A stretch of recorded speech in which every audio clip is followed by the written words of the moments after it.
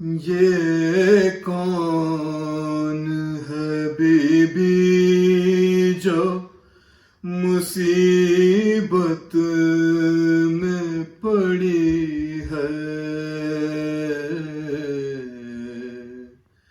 یہ کون ہے بی بی جو مصیبت میں پڑی ہے؟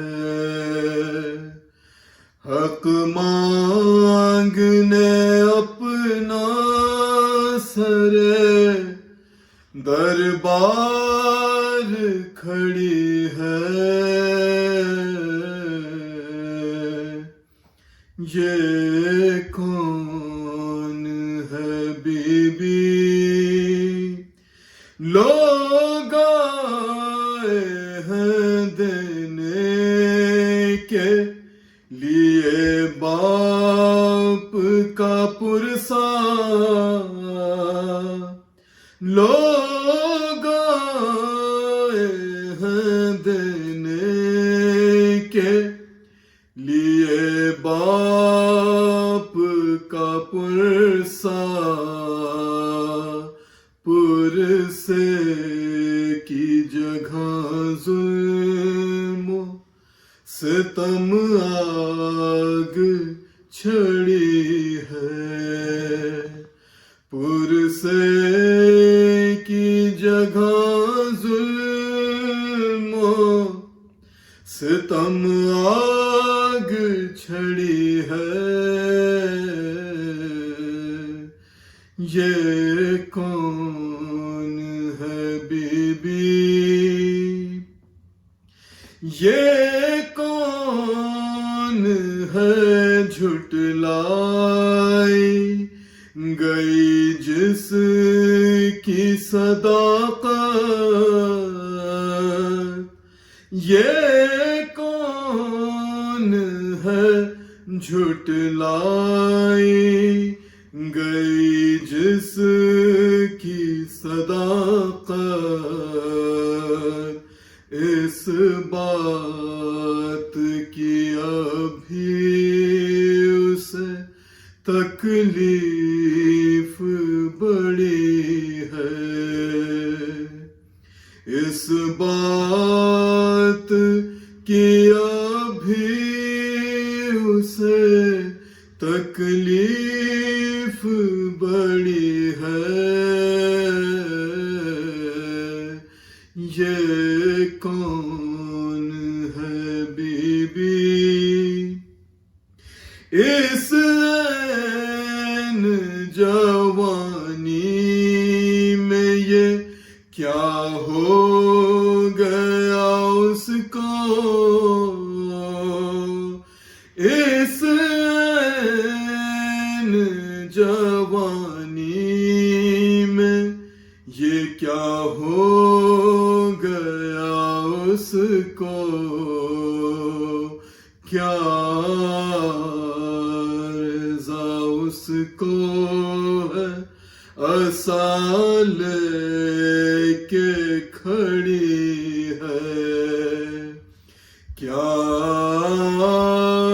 رضا اس کو ہے عصا لے کے کھڑی ہے؟ یہ کون ہے بی بی؟ یہ کس کا پسر قبل ولادت گیا مارا؟ یہ کس کا پسر قبل ولادت گیا مارا؟ یہ کون ہے ہر ایک گھڑی جس پہ کڑی ہے؟ یہ کون ہے ہر ایک گھڑی جس پہ کڑی ہے؟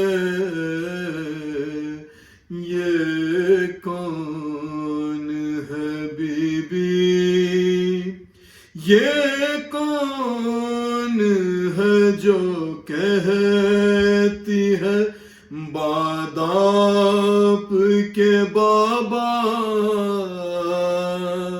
یہ کون ہے جو کہتی ہے باداپ کے بابا؟ ہر روز ہے چھوٹا، میری ہر رات بڑی ہے. ہر روز ہے چھوٹا، میری ہر رات بڑی ہے. یہ کون ہے بی بی؟ دیکھو یہ کہیں بنت پیغمبر تو نہیں ہے. دیکھو یہ کہیں بنت پیغمبر تو نہیں ہے، جو بعد نبی اس طرح مشکل میں پڑی ہے. جو بعد نبی اس طرح مشکل میں پڑی ہے. یہ کون ہے بی بی جو روتی تھی بابا کو ہنا ہو گئی خاموش؟ جو روتی تھی بابا کو ہنا ہو گئی خاموش. یہ رنج کا ہنگام ہے، آفت کی گھڑی ہے. یہ رنج کا ہنگام ہے، آفت کی گھڑی ہے. یہ کون ہے بی بی جو مصیبت میں پڑی ہے؟ حق مانگنے اپنا سر دربار کھڑی ہے. یہ کون ہے بی بی؟ صلوات بر محمد و آل محمد.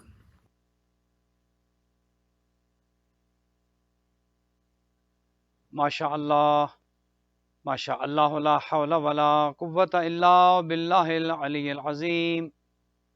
رب اشرح لی صدری ویسر لی امری واحلل عقدۃ من لسانی یفقہوا قولی. اعوذ باللہ من الشیطان اللعین الرجیم. بسم اللہ الرحمن الرحیم.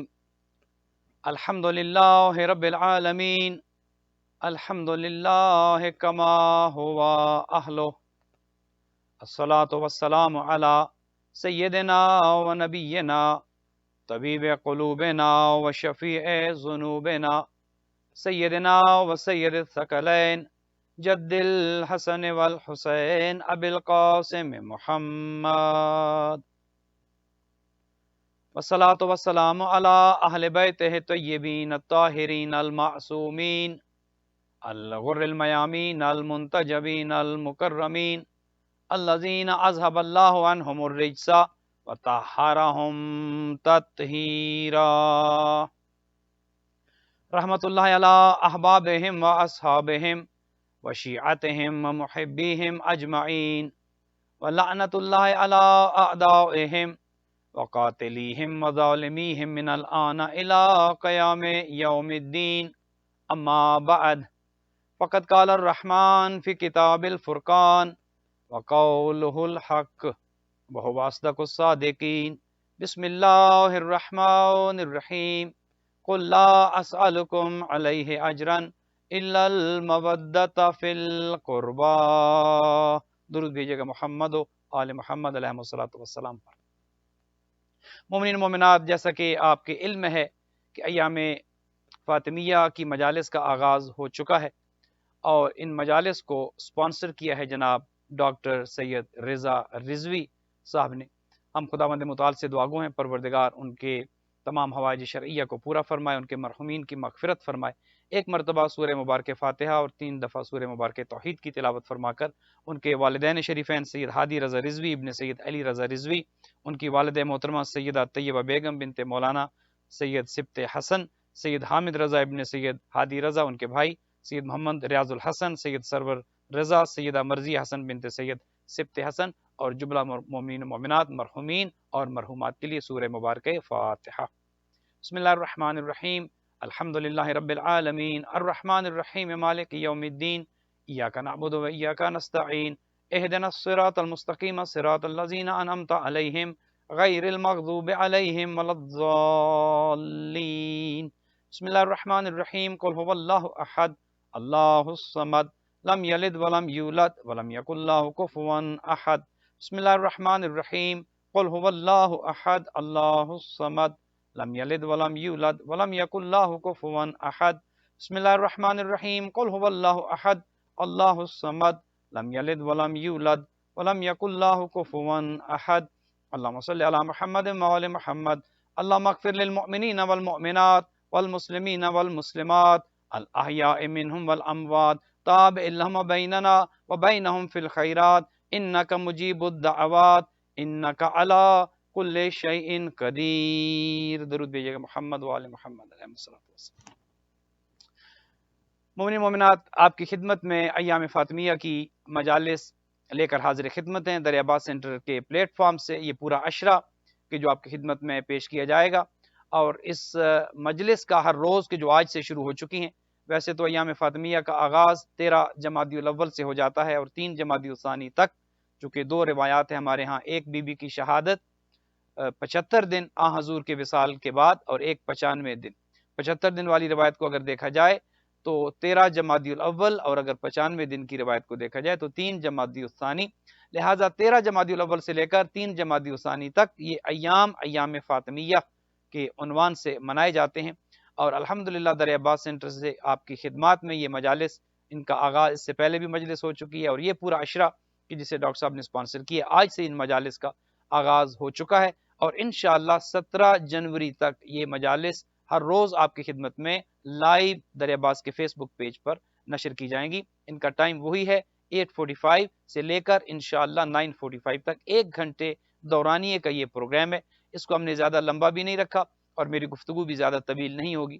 انتہائی مختصر وقت میں ہم کوشش یہ کریں گے کہ آپ کی خدمت میں تمام تر مطالب کو کہ جو ممکن ہے ہمارے لیے ان کو پیش کر دیا جائے. اور میں یہ چاہتا ہوں کہ یہ پورا عشرہ کے جو بی بی کے نام ہم کر رہے ہیں، یہ پورا عشرہ کے جو ایام فاطمیہ کے عنوان سے ہم منا رہے ہیں، اس میں کوئی پہلو ایسا نہ رہ جائے کہ جس پر ہم گفتگو نہ کریں. اس پر ہم جہاں بی بی کے فضائل پر گفتگو کریں گے، جہاں ہم بی بی کے بچپنے پر گفتگو کریں گے، جہاں آ حضور اور آپ کی اکلوتی بیٹی کے درمیان محبت اور پیار اور شفقت پر ہم گفتگو کریں گے، جہاں پر ہم حضرت خدیجہ کے بعد کی زندگی جو حضرت فاطمہ الزہرا سلام اللہ علیہ نے گزاری، اس پر ہم گفتگو کریں گے، وہیں پر ہم بے شمار متنازع موضوعات کو بھی ان مجالس کا حصہ بنائیں گے. وہ متنازع موضوعات کہ جن پر یقیناً گفتگو ہونی چاہیے، جو شیعہ اور اہل سنت کے درمیان متنازع ہے. مثال کے طور پر اس میں باغ فدق ہے. باغ فدق پر مکمل ایک ہم تقریر آپ کی خدمت میں عرض کریں گے اور ثابت کریں گے قرآن و حدیث سے کہ باغ فدق پر حق کس کا تھا. اس کے علاوہ جو ایک متنازع موضوع ہے آن حضور کی بنات کا، آن حضور کی بیٹیوں کا، تشیع کے علماء اور ہمارے نظریے اور عقیدے کے مطابق اس بات میں کوئی شک و شبہ نہیں ہے کہ آن حضور کی اکلوتی اولاد کی جو زندہ رہی وہ خاتون قیامت حضرت فاطمہ الزہرا سلام اللہ علیہا تھی۔ اللہ نے بیٹے دیے تھے طیب طاہر حضرت ابراہیم کہ جن کا انتقال بچپنے میں ہی ہو گیا، اکلوتی بیٹی آپ کی، اور وہ خاتون جنت خاتون قیامت تھی۔ لیکن اہل سنت یہ سمجھتے ہیں کہ نہیں، حضور کی 3 اور بھی بیٹیاں تھیں، حضرت رقیہ، حضرت زینب، حضرت ام کلثوم۔ تو ہمارے ہاں حضور کی اکلوتی بیٹی حضرت فاطمہ الزہرا سلام اللہ علیہا ہے، جبکہ اہل سنت حضور کی 4 بیٹیاں مانتے ہیں۔ ہم اس پر بھی گفتگو کریں گے اور پوری ایک مجلس فقط اس موضوع پر ہم پڑھیں گے کہ حضور کی 1 بیٹی تھی یا 4 بیٹیاں تھیں، اور اس کو مختلف حوالوں سے ہم ثابت کریں گے کہ حضور کی بیٹی فقط ایک اکلوتی حضرت فاطمہ الزہرا سلام اللہ علیہا تھی۔ اس کے علاوہ جب خاتون جنت خاتون قیامت دربار میں گئیں اور آپ نے جو خطبہ ارشاد فرمایا، ایک مجلس میں پورا ہم وہ خطبہ انشاءاللہ آپ کی خدمت میں وہ مطالب عرض کریں گے کہ بی بی نے کیا، اور وہ خطبہ اتنا ضخیم ہے، اتنا فصیح و بلیغ خطبہ ہے کہ اس کے اندر بے شمار مطالب ہیں اور بہت سی چیزیں، بہت سے حقائق اس میں جو ہے وہ واشگاف ہوتے ہیں۔ انشاءاللہ ہم اس خطبے پر بھی گفتگو کریں گے۔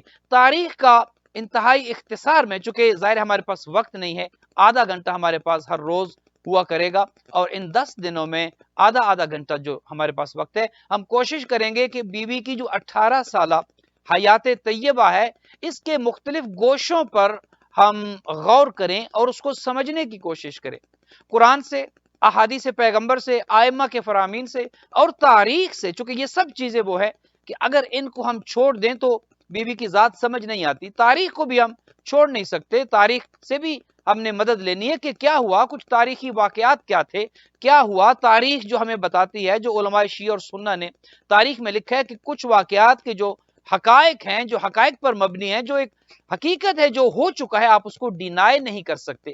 آج بہت سے افراد کو جو ہے وہ ان کی ہمدردی دلوں میں رکھی جاتی ہے، اور یہ آپ کی خدمت میں ہم آج کی پہلی تقریر میں یہ عرض کر دیں کہ یہ مجالس ہم خدا نخواستہ کسی تفرقہ کے لیے نہیں پڑھ رہے۔ ہمارا عقیدہ یہ ہے، ہمارا نظریہ یہ ہے کہ اپنے عقیدے کو چھوڑو نہیں اور کسی کے عقیدے کو چھیڑو نہیں۔ ہم تمام بزرگان کا، ان کے عقائد کا، ان کے نظریات کا احترام کرتے ہیں، چونکہ ہمارے مراجع کرام، ہمارے مجتہدین عظام، ان کا فتویٰ یہ ہے کہ کسی بھی مکتب کے بزرگان، ان کی شخصیات، ان کے مقدسات کی توہین حرام ہے۔ ہم کسی کی توہین نہیں کرتے، لیکن اس کا مطلب یہ ہرگز نہیں ہے کہ ہم اپنے عقائد سے پیچھے ہٹ جائیں۔ اس کا مطلب ہرگز یہی نہیں ہے کہ ہم کسی کی توہین نہ کریں اور ان کے عقائد کو درست مان لیں۔ اگر یہ خدا نخواستہ ہم نے کر لیا، یا صحیح عقائد، صحیح تاریخ، اگر ہم نے صحیح نظریات ہم نے پیش نہ کیے، تو اس کا نقصان یہ ہوگا کہ آئندہ آنے والی نسل انتہائی کنفیوز ہوگی، انہیں پتہ نہیں ہوگا کہ کیا ہوا اور کیا نہیں ہوا۔ وہ ہرگز یہ جاننے سے قاصر ہوں گے کہ تاریخی حقائق کیا ہیں۔ آج جس طرح بہت سی ایسی چیزوں کو انتہائی متنازع بنایا جا رہا ہے، مثال کے طور پر یزید ملعون کے کردار کو آج کتنے ایسے ہیں جو میدان عمل میں آ چکے ہیں کہ جو یہ کہتے ہیں کہ معاذ اللہ یزید نے توبہ کر لی تھی، یا وہ اچھا ہو گیا تھا، یا اس نے تو اہل بیت کے ساتھ جو ہے وہ مہربانی کا سلوک کیا۔ تو کتنے ایسے ہیں کہ جو یقیناً تاریخ میں ہمیں ملتے ہیں کہ جو بنو امیہ کی، بنو عباس کی، اہل بیت کے دشمنوں کی وکالت کرتے ہوئے نظر آتے ہیں۔ جب وہ ان کی وکالت کرتے ہیں تو یقیناً ہماری بھی ذمہ داری بنتی ہے کہ ہم اہل بیت کی وکالت کریں اور ہم صحیح معنوں میں تاریخ پیش کر دیں، چاہے وہ تحریری صورت میں ہو، چاہے وہ تقریری صورت میں ہو، تاکہ آئندہ آنے والی نسلوں کے لیے وہ چیزیں موجود رہیں اور ہمارے بچے کنفیوز نہ ہو کہ کس کا کردار کیا تھا۔ اور ایک بات ملحوظ خاطر رہے، میں پھر سے عرض کر دوں کہ معاذ اللہ کسی کی توہین کرنا ہمارا مقصد نہیں ہے۔ ہمارا مقصد یہ ہے کہ ہم حقائق پیش کرنا چاہتے ہیں، ہم علمی حوالے سے گفتگو کریں گے، اور ہمارا مذہب علمی مذہب ہے، ہمارا مذہب حقائق پر مبنی مذہب ہے۔ چونکہ گالیاں وہ دیں یا توہین وہ کریں جن کے ہاں علم کی کمی ہے، جن کو کتابوں میں کچھ ملتا نہیں ہے، جن کو اہل بیت کے فضائل جن کے پاس موجود نہیں ہے۔ اللہ کا شکر ہے کہ ہمارے پاس ہماری فقط کتب اربع کوئی دیکھ لیں، ہزاروں احادیث اصول کافی میں اگر آپ دیکھ لیں، ہزاروں حدیث، فقط ہماری 15-16 ہزار احادیث فقط ایک کتاب ہماری اصول کافی میں ہے۔ تو ہمارے پاس نہ تو فضائل کی کمی ہے، نہ ہمارے پاس معاذ اللہ کوئی ایسی چیز ہے کہ جس کی وجہ سے ہم اہل بیت کے فضائل بیان نہ کر سکے، ہم کریں گے، ڈنکے کی چوٹ پر کریں گے، اور کرنے چاہیے۔ اور ایام فاطمیہ کا ایک مقصد بھی یہ ہے کہ چونکہ یہ وہ ذات مقدسہ ہے، بی بی کی ذات وہ ہے کہ جو اگر سمجھ آ جائے تو حقیقت کھل جاتی ہے۔ میں آپ کی خدمت میں یہ پھر عرض کر دوں کہ یہ آپ پورے اہل بیت کو ایک طرف رکھ دیں، فقط ذات سیدہ کو اگر انسان سمجھ لے تو کوئی اندھیرے میں نہیں رہے گا، کوئی دھوکے میں نہیں رہے گا۔ اور یہ آپ نے دیکھا کہ جتنے افراد بھی اہل بیت کی کشتی پر سوار ہوئے، وہ اکثر جناب سیدہ کی ذات کو سمجھ کر اور ان کے حوالے سے جانکاری حاصل کر کے مکتب تشیع میں وہ شامل ہوئے، اور آج الحمدللہ وہ ملت جعفریہ کا حصہ ہیں۔ لہٰذا اگر یہ ذات بابرکت، ذات باصفات سمجھ آ جائے خاتون جنت، خاتون قیامت کی، تو بہت سارے مسائل حل ہو جاتے ہیں۔ اور یہ انشاءاللہ ہم کوشش کریں گے، چونکہ آج کی ابتدائی تقریر ہے، آج میں چاہتا ہوں کہ ایک مقدمہ آپ کی خدمت میں پیش کر دیا جائے، تاکہ آپ خود بھی اپنے چاہنے والوں کو، اپنے اعزہ و اقربا کو، اپنے دوستوں کو، اپنے احباب کو بھی متوجہ کریں کہ ان مجالس میں وہ ضرور شرکت کریں، چونکہ ان مجالس کا ذرا ماحول مختلف ہوگا۔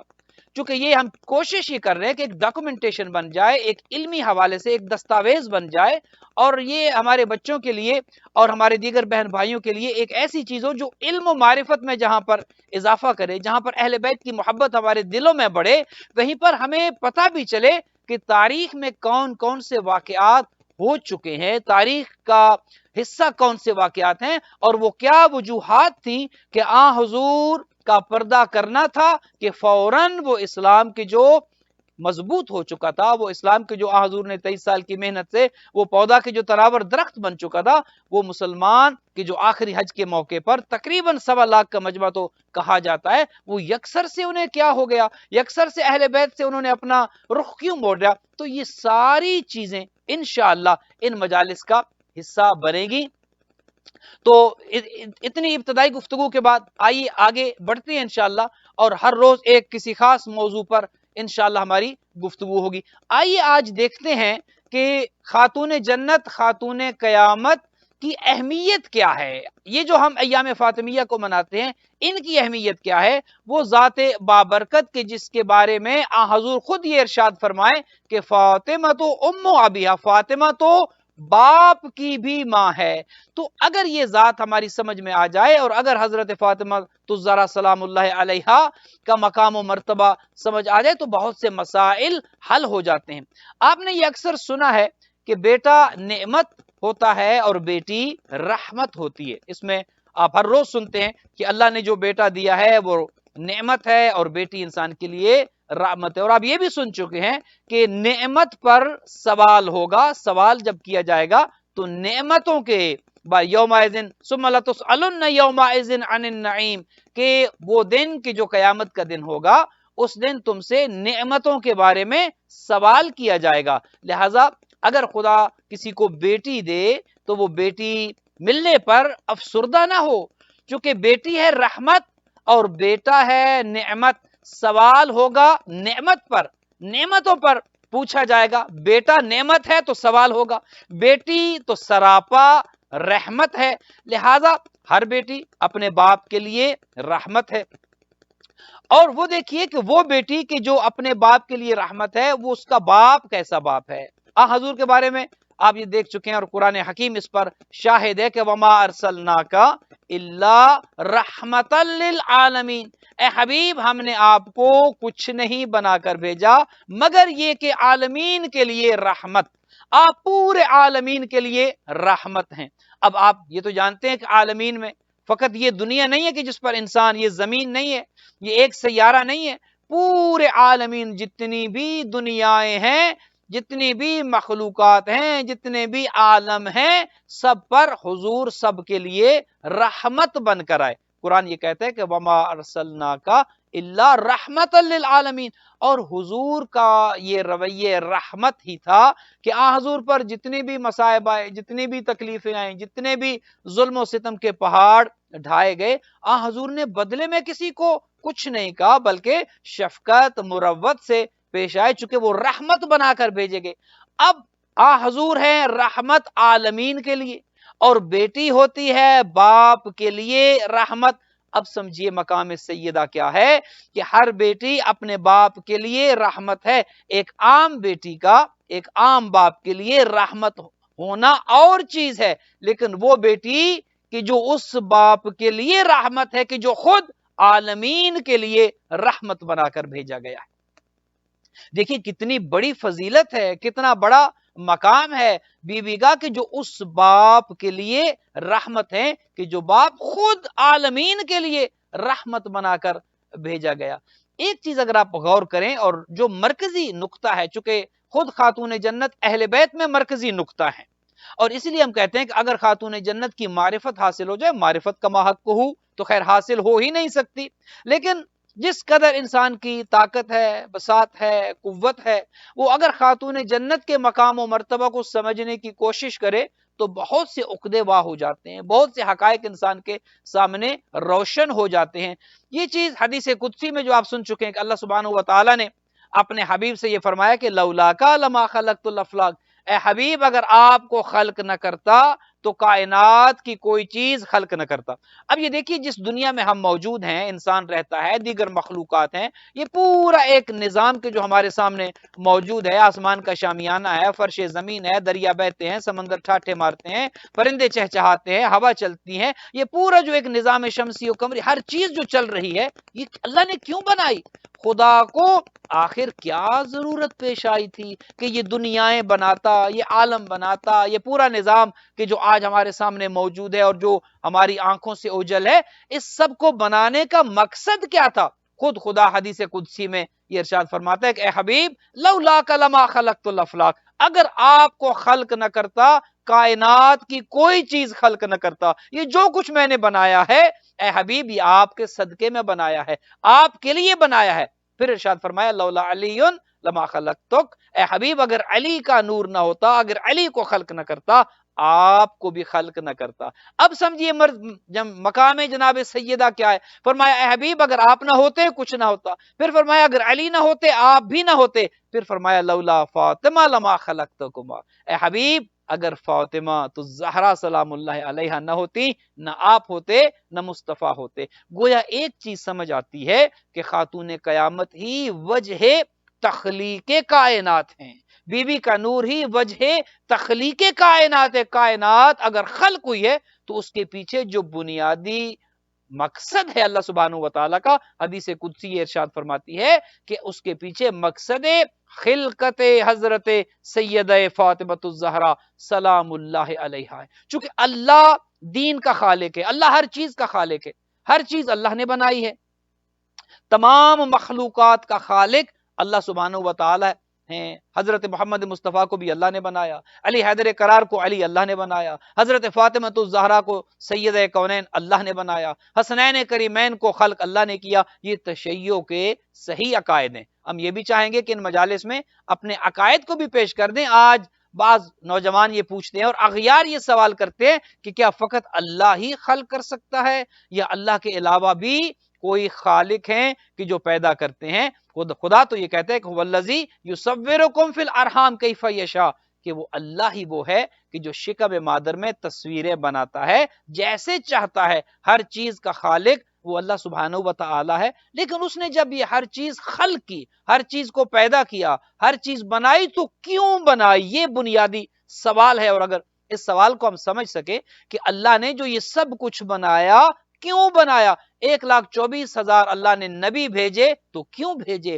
ہر نبی کتنی زحمتوں سے گزرا، کتنی مشقتوں سے گزرا، ہر نبی کو کس طرح سے اذیتیں دی گئی. حضرت نوح جو ہے وہ پتھروں کے ڈھیر تلے دب جایا کرتے تھے، حضرت ابراہیم کو نار نمرود میں ڈالا گیا، حضرت موسیٰ کو فرعون کا سامنا کرنا پڑا. کتنی مشکلات میں سے انبیاء گزرے، اور حضرت کی جو محنت ہے 23 سالہ جو نبوت کی تبلیغ ہے عملی طور پر، اس میں حضور کو کتنی اذیت. تو یہ سارا نظام جو اللہ نے کیا، نبی آئے تبلیغ کی اور اس کے بعد جو سلسلہ چلا، تو کیوں ہوا؟ یہ اجر رسالت کے جو حضرت آدم سے لے کر حضور تک تمام انبیاء و مرسلین کی خدمات ہیں، ان کی محنتیں ہیں، ان کے کارنامے ہیں، اس کا نچوڑ کیا ہے؟ کیوں یہ سب کچھ اللہ نے کروایا؟ ایک آیت سورہ شورا کی یہ آیت اس پورے مسئلے کو حل کرتی ہے. اور خدا یہ کہتا ہے قل لا اسألکم علیہ اجرن الا المودۃ فی القربہ، اے حبیب ان سے کہہ دو یہ جو اجر رسالت ہے، میں تم سے جو اپنی رسالت کا اجر لینا چاہتا ہوں،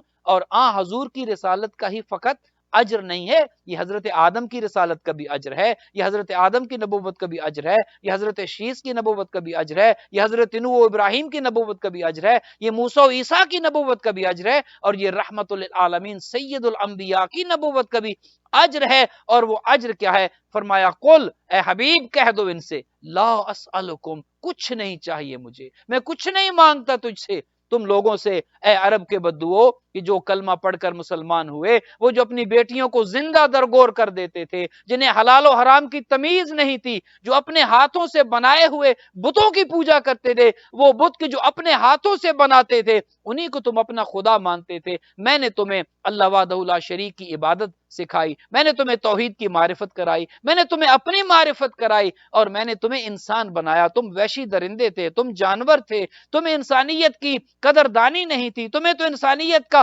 پتہ تک نہیں تھا، میں نے تمہیں جہالت سے نکال کر علم کی روشنی متعارف کرائی، اور اے انسانو میں نے تو تمہیں انسان بنایا، تم انسان کہاں تھے؟ تم تو انسان نما تھے، تم انسانوں کی طرح نظر آتے تھے، حقیقت میں تم انسان کہاں تھے؟ یہ سب کچھ جو میں نے کیا ہے، تمہیں انسان بنایا، شرافت سکھائی، انسانیت سکھائی، اس کے بدلے میں خدا نے کہا کہ اے حبیب ان سے اور کچھ نہ مانگو، فقط ان سے یہ کہو، قل کہہ دو ان سے، لا اسألکم، میں کوئی سوال نہیں کرتا، تم سے کچھ نہیں مانگتا، مانگتا ہوں تو کیا؟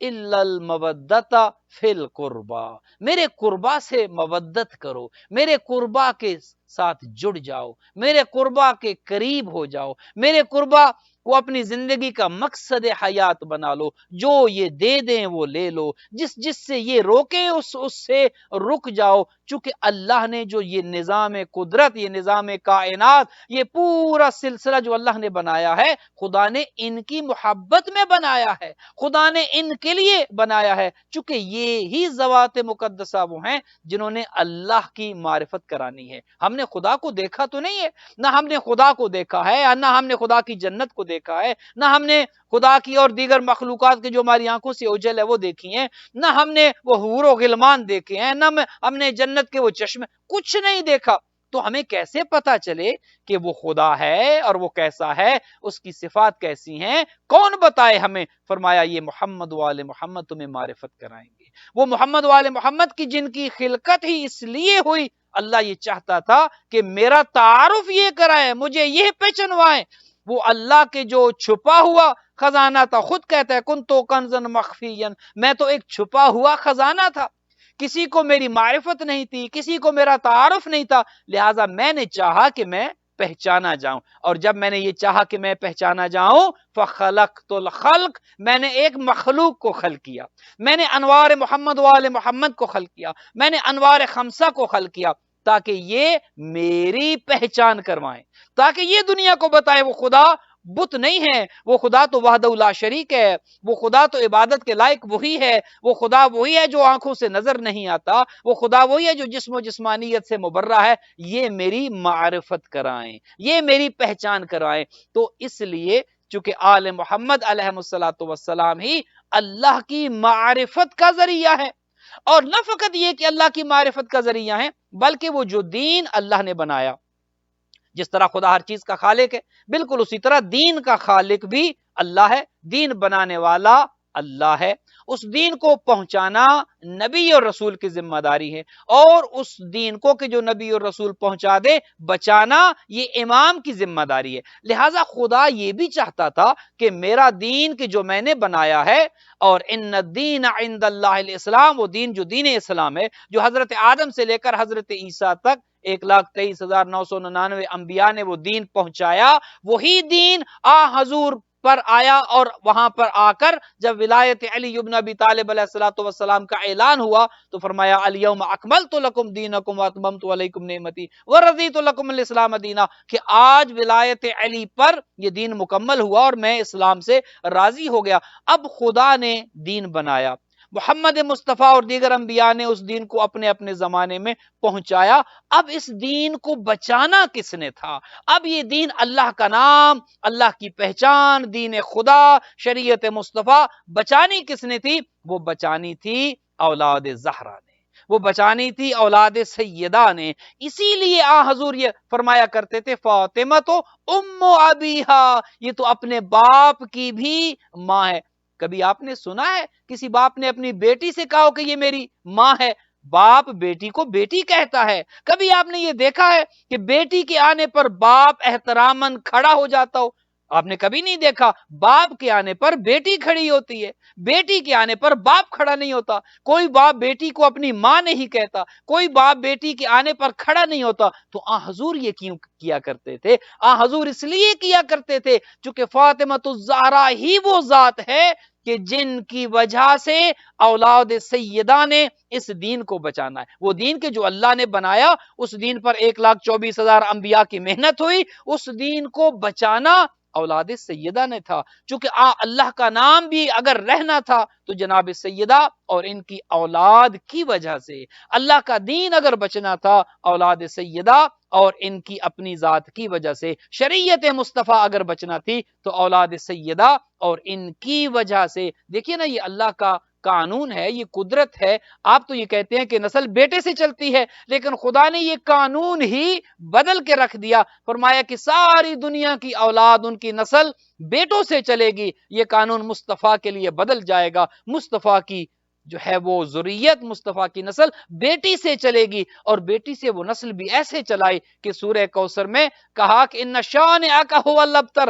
اے حبیب تیرا دشمن بے نام بے نشان رہے گا. تیری نسل تو قیامت تک رہے گی، چونکہ دین کا دفاع آپ اور آپ کی نسل نے کرنا ہے، دین کو بچانا آپ اور آپ کی نسل نے ہے. تو یہ بنیادی وجہ تھی کہ مقام سیدہ اتنا عظیم تھا کہ وہ نبی کے جس کے آنے پر حضرت آدم سے لے کر حضرت عیسیٰ تک 1,23,000 انبیاء کھڑے ہو جائیں. جب حضور تشریف لائیں گے تو کیا کوئی بیٹھا رہے گا؟ جب حضور تشریف لائیں گے حضرت آدم احتراماً کھڑے ہوں گے، حضرت نوح احتراماً کھڑے ہوں گے، حضرت ابراہیم احتراماً کھڑے ہوں گے. تو وہ نبی جب تشریف لائیں 1,30,999 انبیاء کھڑے ہو جائیں، اور جب حضرت فاطمہ آئیں تو وہ نبی کھڑا ہو جائے کہ جس کے آنے پر پوری کائنات کھڑی ہو جاتی ہے. آپ کیا سمجھتے ہیں اس کے پیچھے فلسفہ کیا ہے؟ اس کے پیچھے مقصد کیا ہے؟ اس کے پیچھے مقصد یہ ہے چونکہ بنیاد حضرت فاطمہ ہے، بنیاد جناب سیدہ ہیں. دین جو اللہ نے اتنے نبی بھیجے 1,24,000 نبی، وہ محنت ضائع ہو جاتی اگر جناب سیدہ نہ ہوتی. چونکہ جناب سیدہ سے ہی حسن و حسین کی ولادت ہوتی ہے. اگر سیدہ نہ ہوتی تو حسن و حسین نہ ہوتے، اگر حسن و حسین نہ ہوتے تو کربلا نہ ہوتی، اگر کربلا نہ ہوتی تو دین نہ بچتا. یہ اللہ کا منصوبہ تھا، یہ اللہ کا پلان تھا. اللہ نے یہ سب کچھ ایسے ہی کرنا تھا. لہذا نور سیدہ دے کر کہا کہ اے حبیب اگر فاطمہ نہ ہوتی تو نہ محمد مصطفیٰ ہوتے، نہ علی مرتضیٰ ہوتے، چونکہ دین کی بقا فاطمہ کے ساتھ ہے. آج کی حد تک اتنا ہی. انشاءاللہ کل اسی موضوع کو آگے بڑھائیں گے اور دیگر موضوعات بھی اس میں آئیں گے. انشاءاللہ آخری جو مجلس ہوگی اس میں مکمل ہم سید فاطمہ سلام اللہ علیہ کی شہادت آخری مجلس میں ہم پڑھیں گے. لیکن بی بی کے مصائب اتنے زیادہ ہیں کہ ان مصائب پر جتنی بھی گفتگو کی جائے کم ہے. یہ ذات وہ ہے، ان کی اگر عمر دیکھی جائے تو بہت کم ہے. 18 سال کی بی بی کی عمر ہے، اور 18 سالوں میں کتنے مظالم آئے، کتنے دکھ اس بی بی کو برداشت کرنے پڑے، کتنے صدمے اس بی بی کو برداشت کرنے پڑے. سب سے پہلا صدمہ جو اس بی بی کو دیکھنا پڑا وہ بچپنے میں. خدا نہ کرے کہ بچپنے میں کسی کو اتنا بڑا صدمہ برداشت کرنا پڑ جائے. سب سے پہلا صدمہ یتیمی کا صدمہ تھا. خدا نہ کرے کہ کوئی یتیم ہو، خدا نہ کرے کہ کسی کو بچپنے میں یتیمی برداشت کرنی پڑ جائے. ابھی 5 سال کا سن تھا کہ آپ کی والدہ کا سایہ سر سے اٹھ گیا. حضرت خدیجۃ الکبریٰ سلام اللہ علیہا 5 سال کی حضرت فاطمہ تھی کہ آپ کی رحلت ہو جاتی ہے، اور وہ شیب ابی طالب میں بھوک اور پیاس برداشت کر کر کے حضرت خدیجہ دنیا سے چلی جاتی ہیں. اور 5 سال کا سن ہے کہ بی بی کے سر سے ماں کا سایہ اٹھ جاتا ہے۔ کتنا بڑا صدمہ ہے کہ جو بچپنے میں بی بی کو برداشت کرنا پڑ گیا۔ حضرت خدیجہ کے جب آخری ایام تھے تو آپ کی ایک سہیلی تھی کہ جن کا نام اسما بیان کیا گیا ہے، انہیں اپنے پاس بلایا اور رونے لگیں۔ آخری ایام تھے حضرت خدیجہ سلام اللہ علیہا کے، آخری ایام میں بی بی رونے لگیں۔ اسما نے پوچھا کہ اے بی بی آپ روتی کیوں ہیں؟ کیا اس دنیا سے جا رہی ہیں اس لیے رو رہی ہیں؟ حضرت خدیجہ نے رو کر کہا نہیں اسما، اس لیے میں نہیں روتی کہ میں دنیا سے جا رہی ہوں، روتی اس لیے ہوں میری اکلوتی اولاد فاطمہ ہے، میری اکلوتی بیٹی فاطمہ ہے، اور فاطمہ کا بھی بچپنا ہے، ابھی 5 سال کی فاطمہ ہے، ابھی تو جی بھر کے میں نے فاطمہ کو کھلایا بھی نہیں، ابھی تو جی بھر کے میں نے فاطمہ کو دیکھا بھی نہیں، 5 سال کی میری بچی میرے بعد کس طرح سے زندگی گزارے گی؟ اتنا خیال تھا بی بی خدیجہ کو، اور پھر 5 سال کی عمر میں اپنی بیٹی کو، اپنے لخت جگر کو اپنے قریب بلایا اور سینے سے لگایا۔ حضرت خدیجہ نے کہا اے فاطمہ، اے میرے لال، اے میرے لخت جگر، اے میری آنکھوں کا نور، اے میری شہزادی، میں جا رہی ہوں، میں جا رہی ہوں، لیکن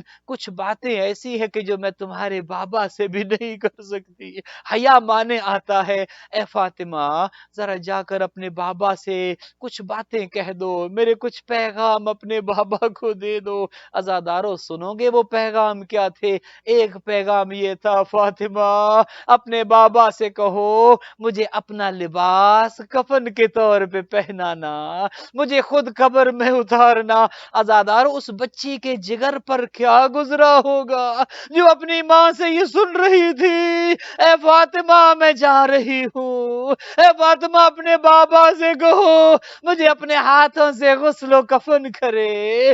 اس بچی کے جگر پر کیا گزرا ہوگا؟ حبیبی نے اپنے بابا کو جا کر کیسے بتایا ہوگا کہ بابا میری ماں جا رہی ہے؟ عزادارو پھر وہ وقت آ گیا جب حضرت خدیجہ دنیا سے گئی۔ روایت یہی کہتی ہے بی بی فاطمہ اپنے بابا کے ارد گرد گھومتی، اپنے بابا کے ارد گرد چکر لگاتی اور رو رو کر کہتی بابا بابا مجھے ماں یاد آ رہی ہے، بابا مجھے ماں خدیجہ یاد آ رہی ہے۔ روایت یہی کہتی ہے حبیبی اتنا روتی کہ جبرائیل کو نازل ہونا پڑتا۔ جبرائیل آ کر کہتے اے اللہ کے حبیب اللہ نے مجھے بھیجا ہے، فاطمہ کو تسلی دو، فاطمہ کو دلاسا دو، فاطمہ سے یہ کہو اللہ یہ کہہ رہا ہے اے فاطمہ تمہاری ماں تو جنت میں ہے، تمہاری ماں کے تو اعلی محلات ہیں۔ اے جبرائیل جا کر میرے حبیب سے کہو مجھے فاطمہ کا رونا اچھا نہیں لگتا، فاطمہ کا رونا ہم سے برداشت نہیں ہوتا۔ الا لعنت اللہ علی القوم الظالمین وسیعلم الذین ظلموا ای منقلب ینقلبون۔ خدایا ہماری یہ قلیل سی عبادت اپنی بارگاہ میں منظور و مقبول فرما۔ بانی مجلس جناب ڈاکٹر رضا رضوی، ان کی فیملی، ان کے خاندان کو طول عمر عطا فرما، ان کے مرحومین کی مغفرت فرما، جو بے اولاد ہیں اولاد نرین عطا فرما، جو پریشان حال ہیں پریشانیاں دور فرما، جو تنگ دست ہیں رزق حلال عطا فرما۔ در عباس کے ساتھ جو دام درم سخن قدم تعاون کرتے ہیں خداوند متعال ان کو طول حیات عطا فرما۔ خداوند متعال جتنے مومنین و مومنات دنیا بھر میں کرونا کا شکار ہیں پروردگار سب کو صحت و تندرستی عطا فرما، جو چلے گئے ان کے درجات متعالی فرما، ہمارے علماء ذاکرین مراجع اعظام کو طول عمر عطا فرما، شر شیاطین شر دشمنان سے محفوظ و مامون فرما۔ خداوند متعال بحق محمد و آل محمد شہدائے کوئٹہ کے درجات کو متعالی فرما، ملت جعفریہ کو اتفاق اور اتحاد کی نعمت سے مالا مال فرما، ہمارے زمانے کے امام حضرت مہدی دوران عجل اللہ تعالی فرج شریف کے ظہور میں تعجیل فرما۔ اللہم صلی علی محمد و آل محمد۔ ماتم فاطمہ۔ شام غریباں پہ گئی چلتے خیموں سے سکینہ کی صدا آنے لگی، چلتے خیموں سے سکینہ کی صدا آنے لگی، اپنا بچپن مجھے روتا نظر آیا بابا، تیرے فرمان کو لوگوں نے بھلایا بابا،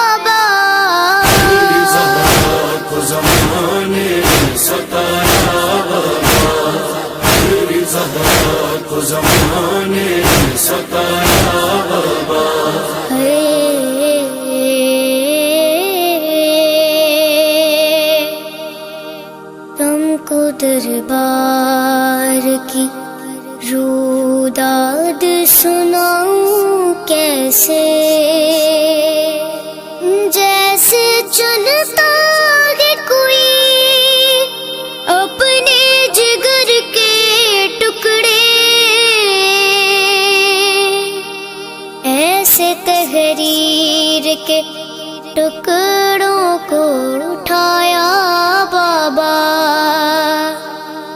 تیرے فرمان کو لوگوں نے بھلایا بابا، تیرے فرمان کو لوگوں نے بھلایا بابا، کو زمانے نے ستایا بابا، تیری زہرا کو زمانے نے ستایا بابا، آج جھوٹا اسے تصدیق شرف دے کر، مجرم فاطمہ زہرا کو خلافت دے کر، مجرم فاطمہ زہرا کو خلافت دے کر، ان کا اعلان زمانے نے بھلایا بابا، تیرے فرمان کو لوگوں نے بھلایا بابا، تیری زہرا کو زمانے نے ستایا بابا، تیری زہرا کو زمانے نے ستایا بابا، میں نے دربار میں غاصب کے یہ منظر دیکھا، دل شبیر پہ لٹ جائے گی زینب کردار، دل شبیر پہ لٹ جائے گی زینب کردار، کہ تحریر کے ٹکڑے کیوں رلایا بابا، تیرے فرمان کو لوگوں نے بھلایا بابا، تیری زہرا کو زمانے نے ستایا بابا، تیری زہرا کو زمانے نے ستایا